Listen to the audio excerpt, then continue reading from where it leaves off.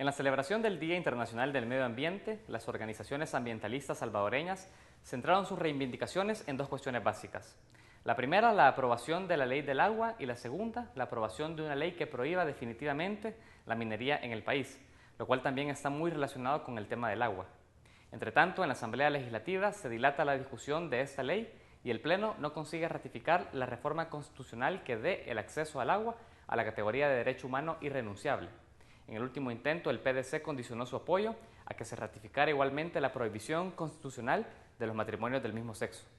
Así son las cosas.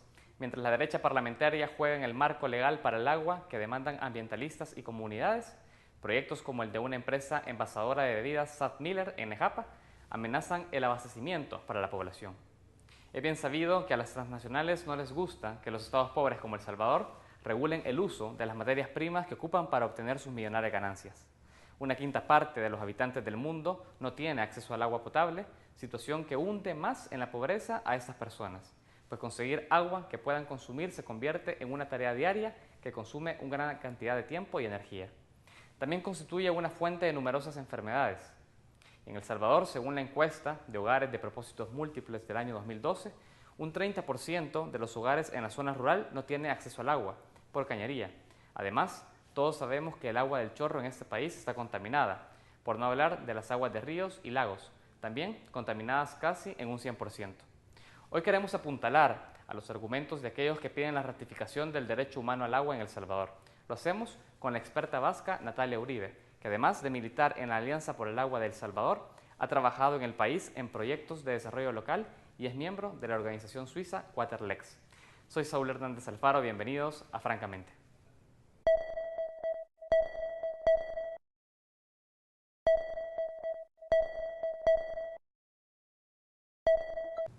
Bienvenidos a Francamente, saludamos a ustedes que nos ven desde muy temprano a través de la web en www.tvx.com.sb.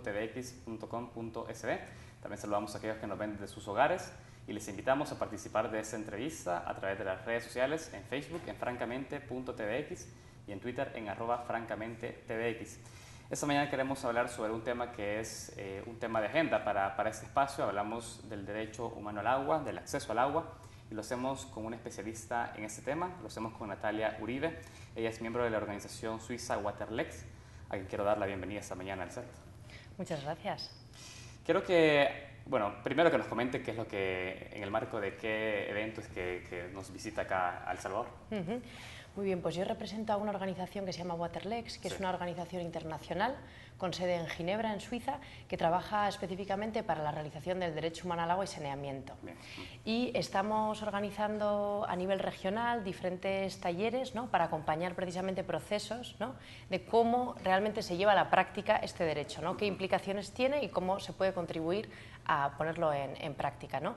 Y nos ha invitado Alianza por el Agua a participar en unos talleres a nivel centroamericano, donde han venido personas tanto del sector de la sociedad civil como de gente del ámbito institucional.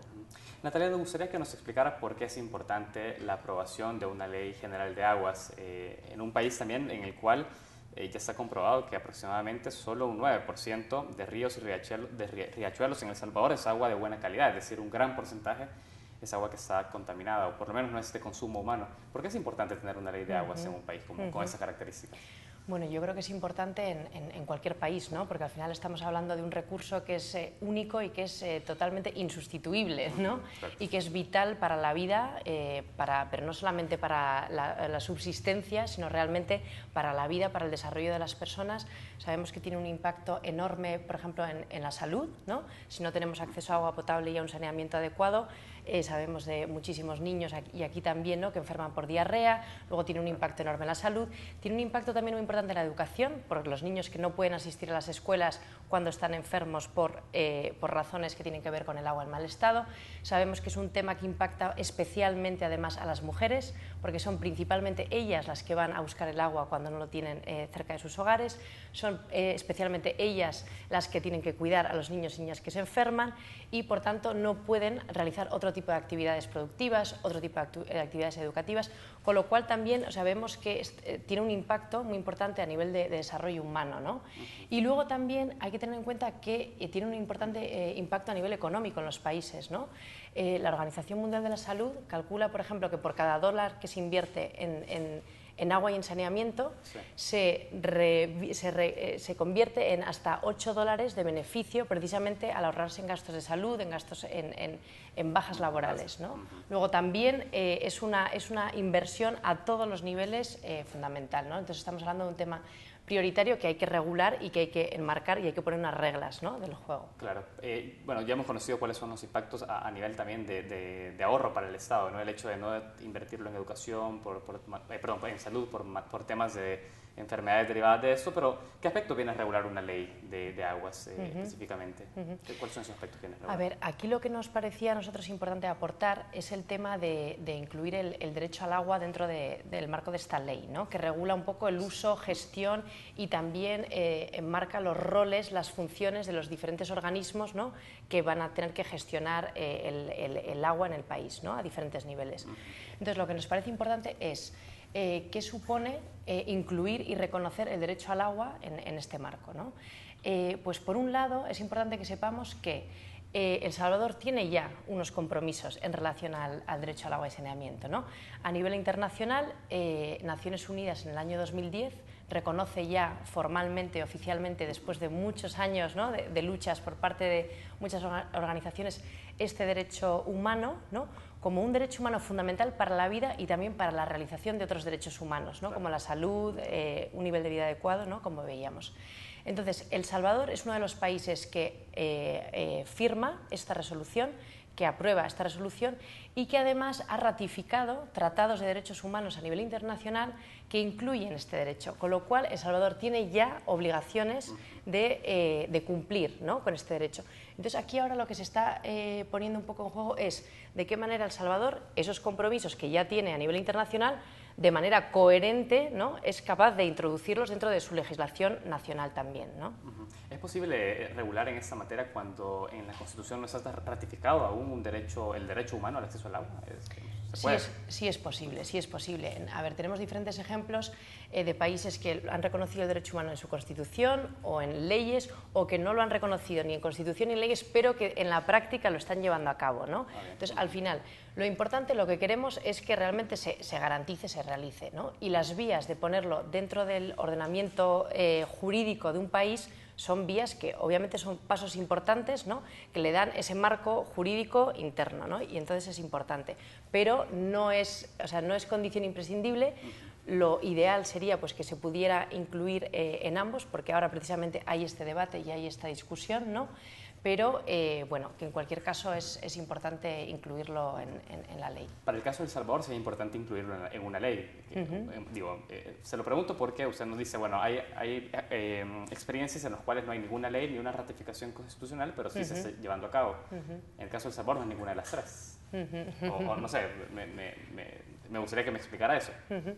Vale, a ver, yo creo que también lo importante es entender qué es lo que significa, ¿no? Qué es lo que significa y qué implicaciones tiene, ¿no? Cuando hablamos del derecho humano al agua, porque hay quien dice, sí, estamos totalmente de acuerdo, claro, cómo no, nos parece muy bien, ¿no? Y luego en realidad no se está llevando a la práctica lo que significa, ¿no? Entonces, comprometerse con el derecho humano al agua significa que hay que garantizar a todas las personas en El Salvador el derecho a una cantidad de agua suficiente, de manera continua, con calidad, que sea accesible físicamente para todas las personas y que sea asequible económicamente también, ¿no? Y además significa que este derecho se tiene que realizar con inclusión y no discriminación, dando acceso a la información y fomentando la participación de las personas en las decisiones que están relacionadas con su derecho al agua, ¿no? Y también significa una mayor rendición de cuentas, es decir, el Estado va a tener que rendir cuentas, va a tener que ser transparente, dar información, ¿no?, tanto aquí a nivel nacional como ante los mecanismos, ¿no?, que existen en Naciones Unidas para proteger y dar seguimiento a estos derechos. Y por último, también tiene que ver, también incluye el aspecto de la sostenibilidad, ¿no?, que es muy importante porque es un derecho que se tiene que poder ejercer por las generaciones presentes y también por las generaciones futuras. Luego ahí esto va a suponer una serie de cambios también incluso en nuestra relación, ¿no?, con este recurso, la cultura, ¿no?, en torno al agua, ¿no?, y también entender que quienes tienen derechos también tienen deberes y responsabilidades, ¿no?, como es, por ejemplo, el buen uso y un consumo responsable. Perfecto. Me llamó la atención cuando se habla de que el Estado debe rendir cuentas y también debe proporcionarse la información de forma igualitaria también a todos los ciudadanos. ¿Qué tipo de información y qué tipo de rendición de cuentas se hace en torno al agua?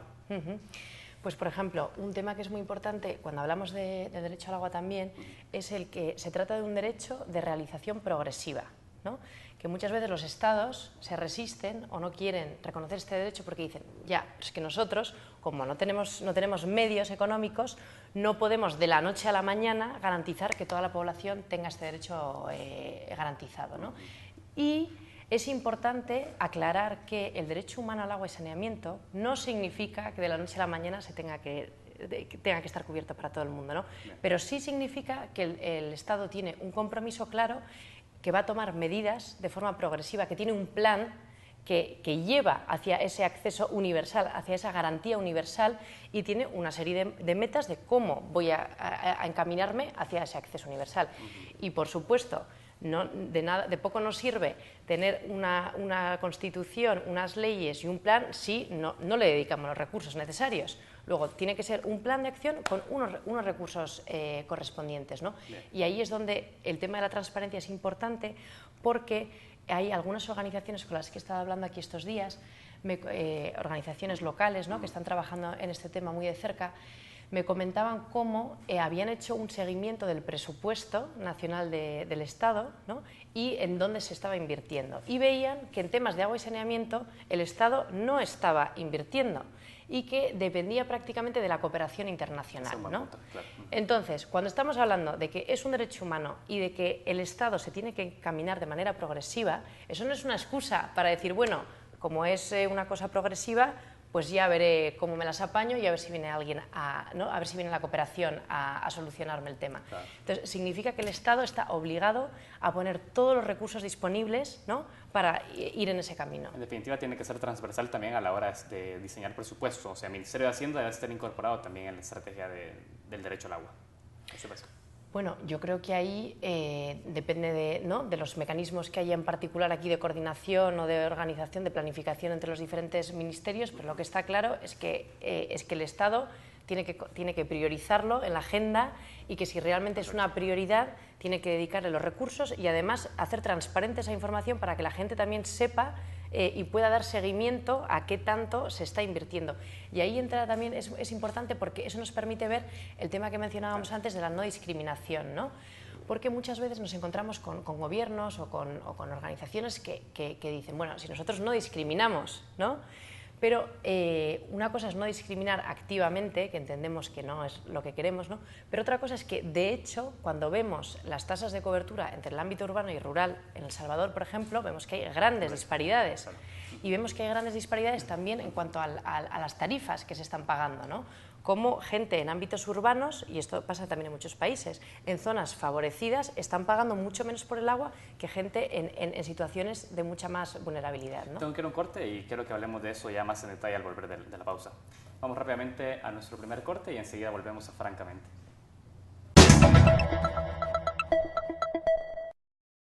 Continuamos en Francamente. Esta mañana conversamos con Natalia Uribe. Ella es miembro de la organización suiza Waterlex. Hablamos sobre la importancia en la regulación en materia del derecho de acceso al agua.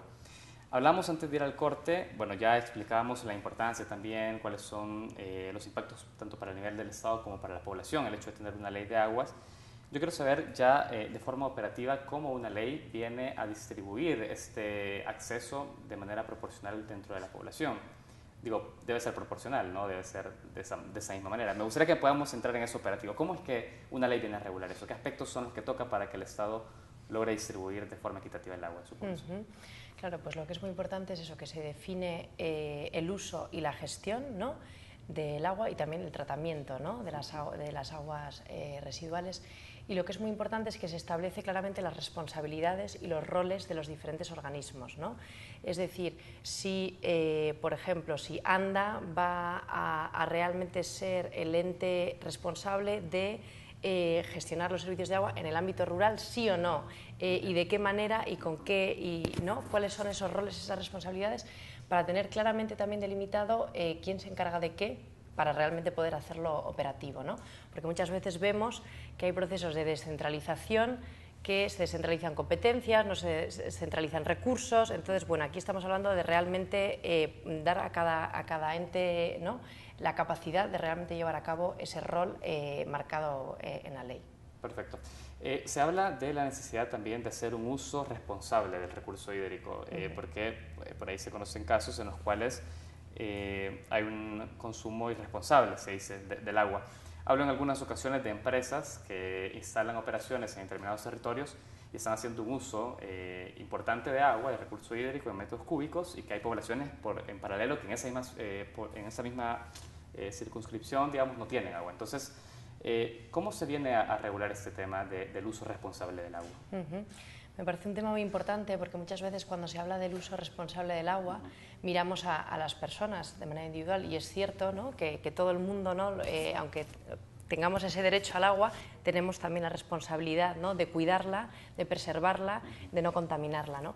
Pero muchas veces, ¿no?, como es el caso aquí también, los grandes contaminadores no son las personas a nivel individual, ¿no?, sino que muchas veces son empresas, y aquí sabemos que hay un problema que ahora mismo se está debatiendo, ¿no?, que es el tema de la extracción minera, ¿no?, y los impactos que eso puede tener en los derechos humanos de las poblaciones, entre los cuales se incluye el derecho al agua, ¿no? Y este es un tema muy importante. El marco del derecho al agua nos proporciona, sí que nos da una herramienta, porque el derecho al agua, al establecer que ese agua para los usos básicos y personales de las personas tiene que ser de calidad, entonces debería proteger frente a intereses de terceras partes o de intereses privados, ¿no?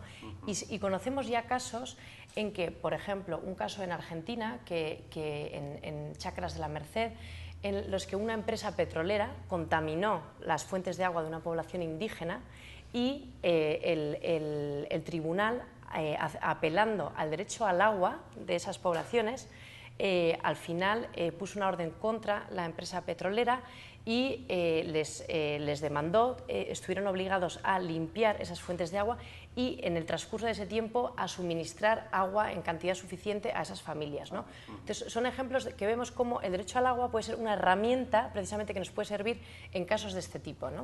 Okay. ¿Cuál debe ser la relación con la empresa privada? Digo, porque si en dado caso el Estado es quien debe de garantizar ese derecho una vez ratificado o se contemple en una ley, ¿cuál debe ser en más la relación que se tiene con las empresas privadas a la hora de otorgar esos permisos? Es decir, ¿qué tipo de estudios van detrás de ese tipo de autorizaciones? Vale, pues yo le voy a decir lo que se plantea desde el marco de los derechos humanos, ¿no? Un poco qué es lo que nos... el marco de los derechos humanos no se posiciona, ¿no?, ni a favor ni en contra de la gestión privada de los servicios del agua, ¿no?, y del saneamiento. Lo que sí deja muy claro es que el último responsable de garantizar los derechos humanos en su territorio es el Estado. Y como tal tiene la responsabilidad en cualquier caso, ¿no?, frente a lo que está pasando. Es decir, el Estado no puede lavarse las manos y eximirse de responsabilidad diciendo, bueno, es que se trata de un servicio privado, se trata de una gestión privada, ¿no? Entonces, lo que dice el marco de los derechos humanos es que incluso a la hora de tomar la decisión de si un servicio se va a hacer de forma privada, se va a hacer una concesión privada o no, a la hora de tomar la decisión, esa decisión se debe tomar con participación pública y haciendo un estudio del impacto que esa gestión privada del servicio puede tener en los derechos humanos de las poblaciones, ¿no? En las comunidades. Entonces tiene que haber un estudio, tiene que haber un análisis, tiene que haber una participación y tiene que haber un control público de lo que está pasando también con esa gestión privada, ¿no? Y entonces eso me parece muy importante. Me gusta ese planteamiento porque quiero que entremos también al rol que tiene ese actor, que es quien se ve afectado en muchas ocasiones por la instalación de algunas empresas que se contamina el agua. Hablo de las comunidades, de la participación de la sociedad civil en el marco de la garantía de esta ley. ¿Qué rol tiene la sociedad civil para garantizar también la aplicación debida de esta ley, de una ley de ese tipo? Pues la sociedad civil tiene siempre un papel muy importante, ¿no? Y por eso yo creo que ahora que se está, me parece muy interesante que aquí se haya colocado en la agenda pública el tema de la posible de la reforma constitucional, de la nueva ley de aguas, y creo que son temas de gran calado y de gran importancia y que por tanto deberían estar permeando a las diferentes capas de la sociedad. Es decir, esto no es una discusión entre un gobierno u otro gobierno, ¿no? Esto realmente es un tema de Estado, es un tema de país, ¿no?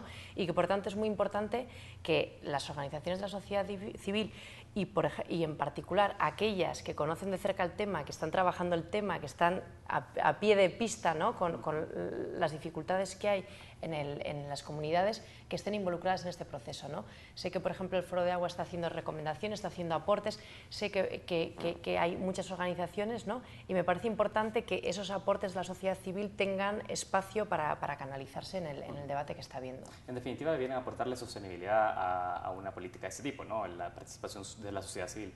Claro, viene a aportarle sostenibilidad y viene a aportarle control a la labor del gobierno, ¿no? O sea, es decir, efectivamente, el gobierno tiene que, como decíamos antes, tiene que rendir cuentas ante la población de lo que está haciendo, ¿no? Y por eso es importante que se... Además, es que el tema de la participación no es solo algo deseable, es que en el marco del derecho al agua es uno de los elementos del derecho al agua. O sea, el derecho al agua se tiene que hacer favoreciendo la participación de las personas. Es importante dejar ese aspecto claro. Quiero conocer su opinión sobre estos esquemas de socio público-privado que en muchas ocasiones se da. Recientemente en El Salvador tuvimos esta discusión, se ha aprobado una ley de socio público-privado, la gestión en materia de agua ha quedado por fuera, pero se mantuvo en algún momento la posibilidad de incorporar a una concesión privada el tema del tratamiento y la provisión del recurso hídrico en el país. Quiero conocer su opinión sobre eso, es decir, ¿es lo ideal el hecho que el Estado tenga el control de la provisión del agua o en ocasiones podría concedérsela a un privado? Yo creo que esto es una cuestión que debe de decidirse dentro del país. O sea, es decir, no hay una regla general, o sea, por lo menos desde el marco de los derechos humanos no se determina, ¿no?, de qué manera se debe hacer operativo y concretar ese tipo de gestión, ¿no? Lo que sí se tiene claro es que sea cual sea la fórmula que se elija, que tiene que haber ese control, una regulación independiente, ¿no?, y realmente ver que se está garantizando el derecho al agua, en este caso, de la población, ¿no?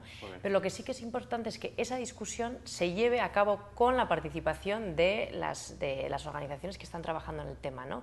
Para que se vea realmente dentro del país qué es lo que se decide. Sabemos que hay países, Uruguay ha sido un caso emblemático, ¿no?, que fue el primer país del mundo que reconoció el derecho humano al agua y saneamiento en su Constitución, y además estableció en su Constitución que toda la gestión del agua en el país tenía que ser pública, ¿no? En Nicaragua hay un caso parecido, que se ha reconocido también en la Constitución y que se ha decidido en el país que esa gestión tiene que ser pública. Conocemos otros países que, por ejemplo, hay diferentes tipos de gestión público-privado que también de antemano no tienen no por qué ser ni mejor ni peor, siempre y cuando se garantice el derecho, ¿no? Pero eso sobre todo es un tema que se tiene que decidir dentro de cada país. Excelente. Tengo que ir a un corte y vamos a seguir hablando porque también acá entra el tema del acceso en cuanto al costo, ¿no? O sea, si tiene que ser en términos de costos asequibles, o sea, no costos excesivos para la población. Quiero que hablemos de eso al volver de la pausa. Vamos nuevamente a un corte y enseguida estamos en Francamente.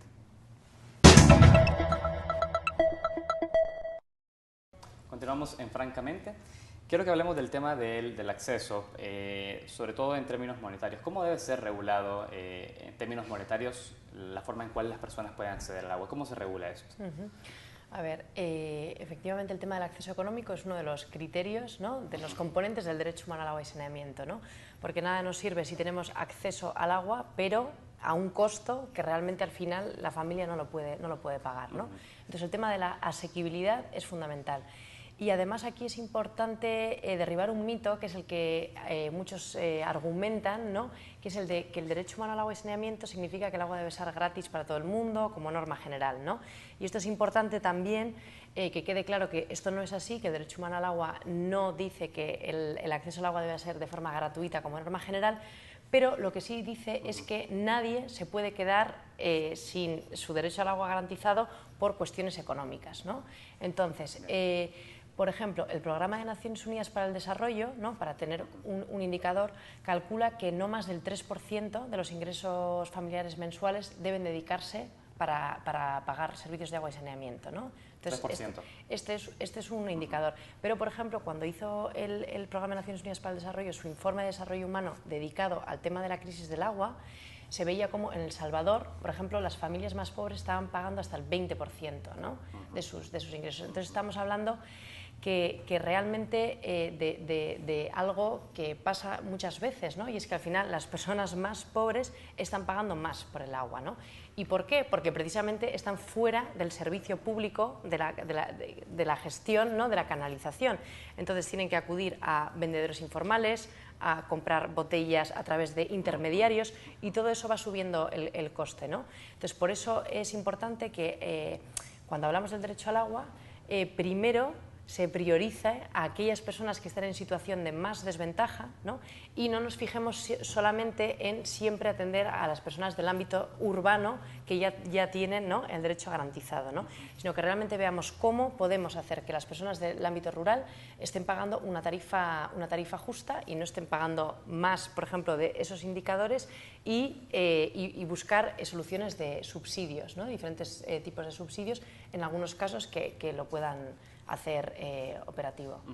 Quiero terminar de entender eso, porque digamos, se hace también esa separación entre el ámbito rural y el ámbito urbano.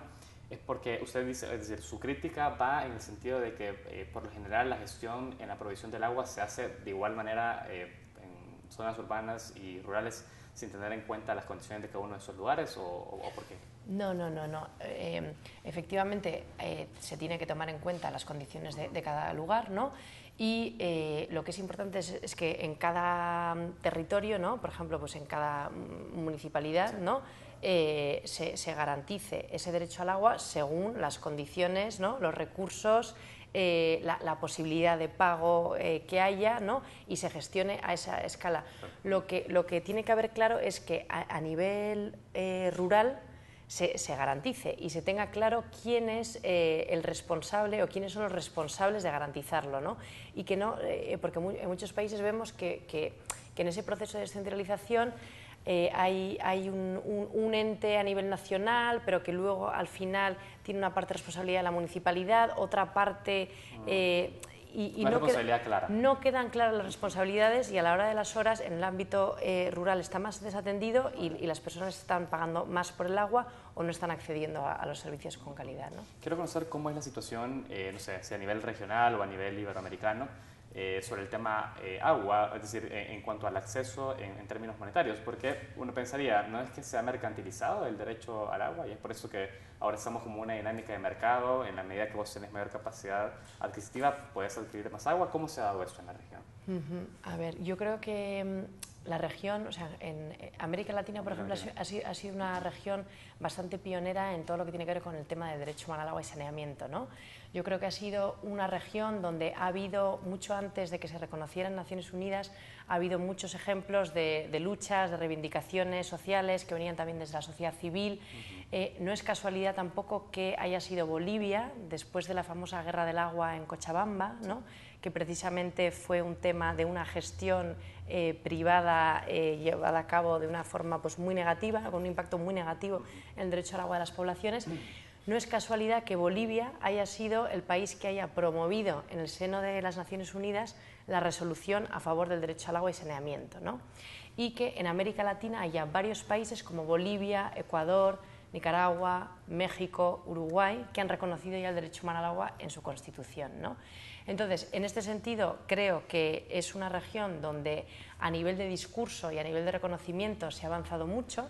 En la práctica hay países que están realmente incorporando todo lo que todos los criterios del derecho al agua, ¿no?, en su forma de trabajar, es decir, no fijarse solamente en acceso, sino fijarse en acceso, en calidad, en accesibilidad física, en asequibilidad económica, en participación, en no discriminación, en todos estos elementos que decíamos, ¿no? Muy bien. Quiero ir agotando con el tema de la participación en términos de socio público-privado, porque era el tema con el que yo arrancaba este bloque.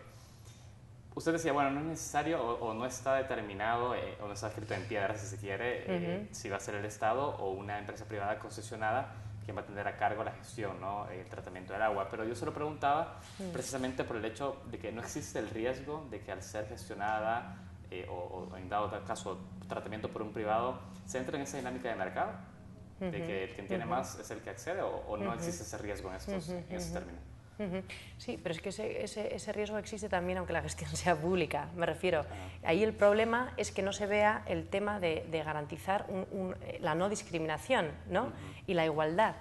O sea, y incluso va más lejos, cuando hablamos del derecho al agua, no solamente dice que no se debe discriminar, sino que se deben de tomar medidas positivas y se debe priorizar primero a aquellos que están en peor situación, que es lo que siempre hacemos al revés. Siempre vamos a lo más cerca, a lo más cómodo, como se suele decir, a las frutas maduras que están colgando debajo del árbol, en lugar de intentar acceder a todas, ¿no? y llegar realmente a las que están más lejos y más difícil, ¿no? Quiero conocer si se tiene algún tipo de estudio, un diagnóstico, hoy por hoy, cuáles son las grandes barreras para el acceso al agua en esos países, en América Latina o países como El Salvador. ¿Es el tema monetario? ¿Es el tema de contaminación del agua? ¿Dónde está ese centro donde hay que atacar? Vale, pues yo si tuviera que quedarme con uno sería la voluntad política, sin duda, porque al final este es un tema, como casi todos, que depende enormemente de la voluntad política. Y entonces cuando vemos que hay países que gastan 47 veces más en gasto militar que en gasto en agua y saneamiento, difícilmente podemos hablar, ¿no?, de que es un problema de escasez o que es un problema de que el recurso en sí, ¿no? Sabemos que en El Salvador hay un gran problema de contaminación, que eso es un hecho objetivo, ¿no? Hay un gran problema de contaminación que hay que abordar y que espero que el marco del derecho al agua, con ese énfasis en la calidad, pueda servir también para proteger eso, ¿no? Pero luego cuando vemos, por ejemplo, que el otro día me comentaban también las organizaciones sociales de aquí, que se ha creado un campo de golf en El Encanto, ¿no? Sí. Y en El Encanto, casualidad, sí que hay agua. Y en cambio, en las comunidades que viven alrededor de ese campo de golf no tienen acceso al agua. Entonces, ¿eso es un tema de escasez de agua? Eso es un tema de decisiones políticas que están priorizando a un cierto sector de la población frente a otro, clarísimo. Hablemos de eso, porque decir, ¿cuál ha sido la experiencia en otros países? Hay cierta resistencia del poder político en aprobar una ley de este tipo, pero ¿qué es lo que se está defendiendo en definitiva? ¿Qué defiende el poder político al no aprobar esa ley? Bueno, hay muchos países que, claro, que cuanto menos se comprometidos se sientan, ¿no? Muchos gobiernos que al sentirse menos comprometidos se quedan más tranquilos, pero es que es imposible gobernar sin sentirse comprometido. O sea, yo creo que desde el momento en que se asume el gobierno de un país, el compromiso va de la mano y definitivamente en el caso, como decíamos, de El Salvador, que ya tiene ese compromiso a nivel internacional, no es más que ser coherente con eso, ¿no?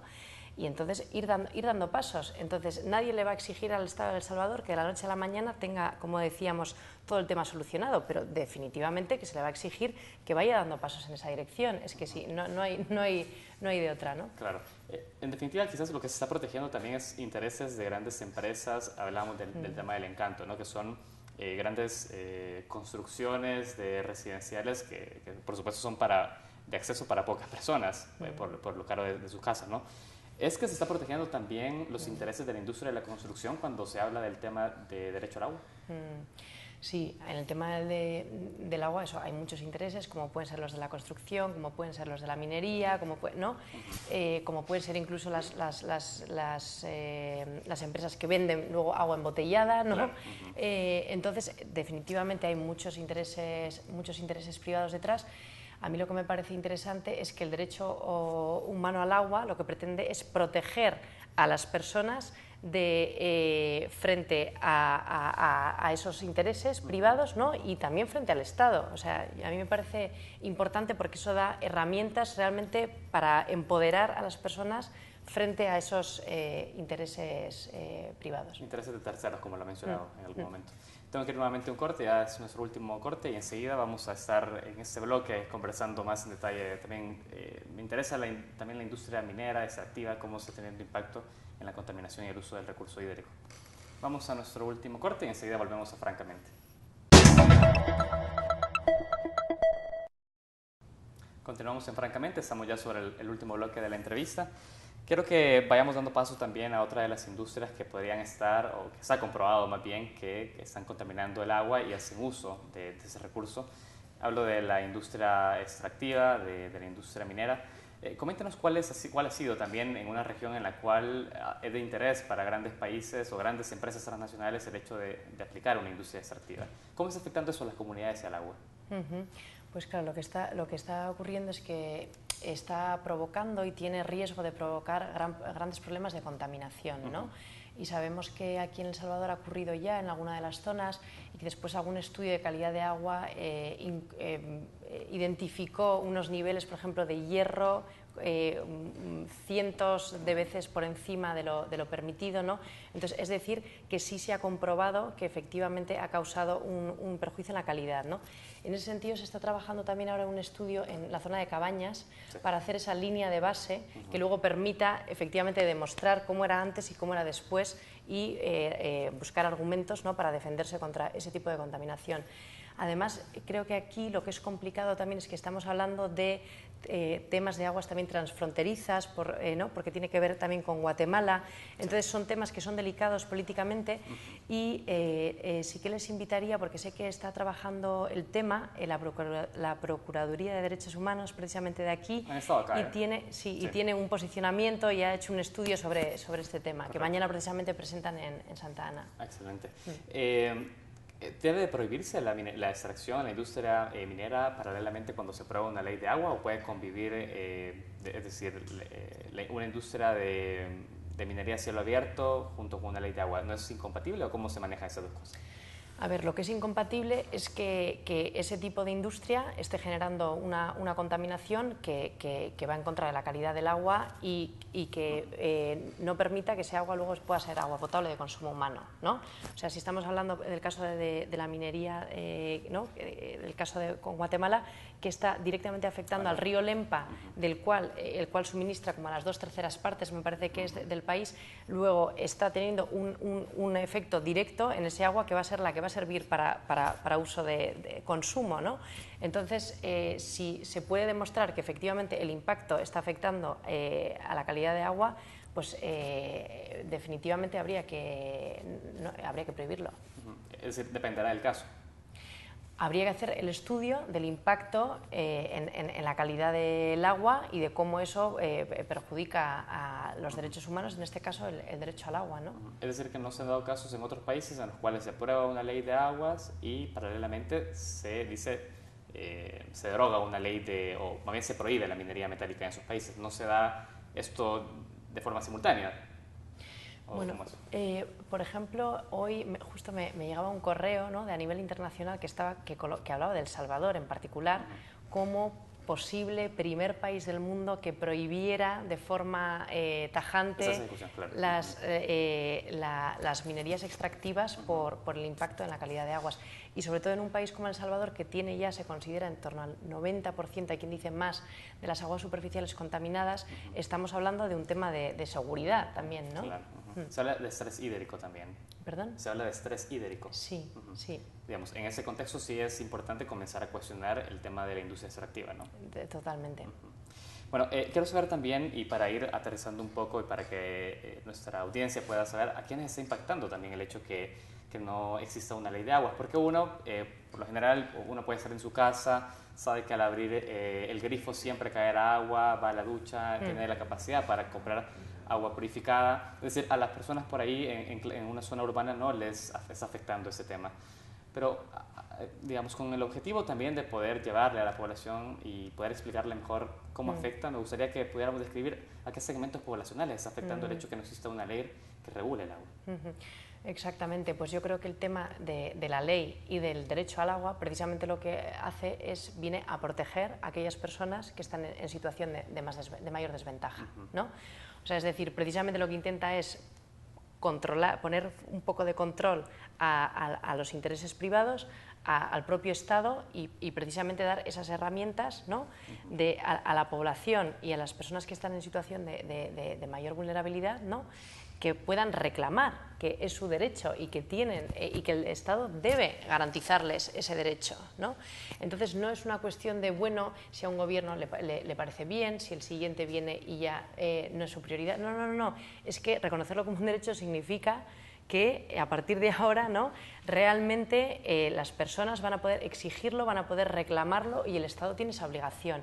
Entonces, en ese sentido sí que es importante porque vemos que al final hay grandes disparidades, hay gran desigualdad y que al final el acceso o no viene condicionado por, dependiendo de dónde vivas, dependiendo de los recursos económicos que tengas y otros factores como pues eso, población indígena, personas migrantes y al final vienen a ser las personas que están en una situación más marginalizada, ¿no? Las que nuevamente, ¿no? están en peores condiciones. Entonces, tener este marco, tener esta ley, tener este derecho reconocido, les va a dar un marco mayor de protección y también porque va a delimitar más claramente los roles y responsabilidades de cada una de las instancias, ¿no? del país para poder realmente llevarlo a cabo. Perfecto. ¿Tenemos alguna experiencia en la región que pueda ser también ejemplar para un país como El Salvador, que está en esta discusión en la cual se haya aprobado una ley de aguas y se haya aplicado de forma efectiva, se haya garantizado, se hayan revertido cifras, por ejemplo? ¿Se tiene alguna experiencia de eso? Pues en la región se está avanzando a diferentes niveles, ¿no? Por ejemplo, en Nicaragua sí sabemos que hay un trabajo muy interesante por parte de la sociedad civil que está precisamente dando seguimiento, monitoreando a cómo se está avanzando progresivamente en el derecho al agua atendiendo a los diferentes criterios, ¿no? Es decir, cómo vamos en cuestión de disponibilidad, es decir, qué cantidad de agua se está garantizando y de manera continua, porque aquí en la ciudad, como comentabas, abrimos el grifo que hay el agua siempre, sabemos que en otros lugares pues van a tener que ir a buscar agua a las 11 de la noche porque solamente tienen de 11 a 1 de la madrugada, ¿no? Entonces eso no cumpliría con el factor de agua de manera continua del derecho al agua, ¿no? Entonces, como comentaba, en Nicaragua se está haciendo un seguimiento pormenorizado de los diferentes componentes del derecho, ¿no? ¿Qué pasa con la cantidad? ¿Qué pasa con la calidad? ¿Qué pasa con el acceso económico? ¿Qué pasa con el acceso físico, ¿no? Y el acceso físico también me gustaría aclarar un tema. Y es que muchas veces también se piensa que el derecho al agua quiere decir que todo el mundo tenga un grifo en su hogar, ¿no? Y esto no es exactamente así. El derecho al agua lo que dice es que todo el mundo, todas las personas tienen que tener un acceso físico de forma segura. Y ahí la Organización Mundial de la Salud establece que más o menos la fuente de agua no debería estar más lejos de 1 kilómetro, ¿no? Y no tardar más de 30 minutos en ir y volver. Entonces, son unos estándares que nos permiten, bueno, decir que efectivamente de la noche a la mañana quizás no todo el mundo puede tener un grifo dentro de sus hogares, pero que definitivamente tienen que tener ese acceso en unas condiciones de seguridad, ¿no? Que progresivamente se puede ir mejorando, ¿no? Perfecto. Yo tengo que ir cerrando la entrevista, pero me gustaría que podamos, si bien hemos tocado diversos puntos a lo largo de la entrevista sobre la importancia de esta ley, que podamos de alguna manera sintetizarlo, ¿no? Es decir, usted también está en el marco acá de un apoyo para los movimientos sociales y también para que se comience a impulsar la aprobación de esta ley, pero para que quede más claro a nuestra población, ¿por qué es importante? Es decir, ya de forma resumida y sintetizada, ¿por qué es importante que se apruebe pronto una ley de aguas en El Salvador? Bueno, solamente un matiz con lo de que se apruebe pronto. Yo creo que no es tan importante que se apruebe pronto, sino como que se haga bien y que se haga con participación y escuchando también lo que tienen que decir las organizaciones del país, ¿no? Porque al final las leyes, cuanto más consenso haya, mejor, ¿no? Porque, como decía, es un tema de país y no queremos que sea un tema que se haga rápido por un gobierno, que venga el siguiente y ¿no? Entonces, realmente el tema del consenso es muy importante. ¿Y por qué es importante? Porque va a dar más protección, va a dar más orden, más regulación en los usos, en la gestión, en la explotación, en el tratamiento y en identificar los roles de cómo realmente quién va a llevar a cabo qué, ¿no? Para garantizar esperemos ese derecho al agua y saneamiento. Excelente. Bueno, nosotros desde acá vamos a seguir muy pendientes de esa discusión y bueno, sí, vamos a tomar eso en cuenta. Es mejor una discusión amplia, con tiempo, que a prisa, ¿no? En materia de agua. Bueno, yo tengo que agradecerle su tiempo. Muchas gracias a ustedes. Ha sido muy clara. Gracias. También a ustedes les agradecemos que nos acompañaran esta mañana. Nos seguimos viendo acá por las cámaras de TVX. Muchas gracias.